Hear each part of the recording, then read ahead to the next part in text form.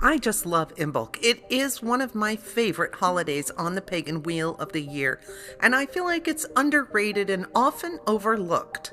For other more popular holidays like Samhain or Yule, and I just love Imbolc. It sort of quietly slips by though. It's right between Yule, which is the winter solstice, and Ostara, which is the spring equinox.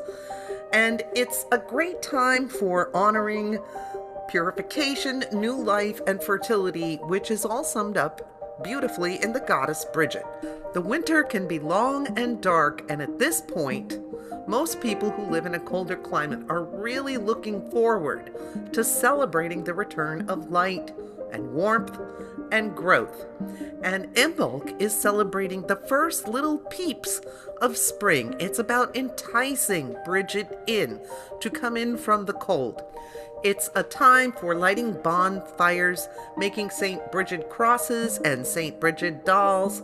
It is the perfect time for spring cleaning, and it is a time when we celebrate the first milk, when animals are giving birth to the very first young of the spring season.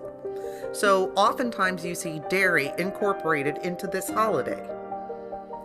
But it's important to remember that Brigid works in tandem with another goddess who we also love on this channel and have talked about a lot, and that is the Cailleach. And the Cailleach rules over the cold and dark half of the year, and Brigid rules over the warm, sunny, growing part of the year. If you remember, the Cailleach is the divine hag. She's a one-eyed crone who uses the foothills and mountains as stepping stones. She can freeze the earth by pounding her mighty staff onto the ground. And my favorite story of the Cailleach is kind of her version of Groundhog's Day. Because at Imbolc, the Cailleach goes out to gather her last firewood for the winter. If the weather is bad on Imbolc and it's rainy and it's nasty out, she will only collect a small amount of wet firewood, and the winter will end much, much sooner. But if it is a sunny day out, the Cailleach will go out and collect a lot of nice dry firewood, and that means the winter will last much, much longer. So we're always hoping for rainy weather on Imbolc. And as I said earlier, at Imbolc, much of our focus goes on the birth of the first baby animals of the season and the first milk.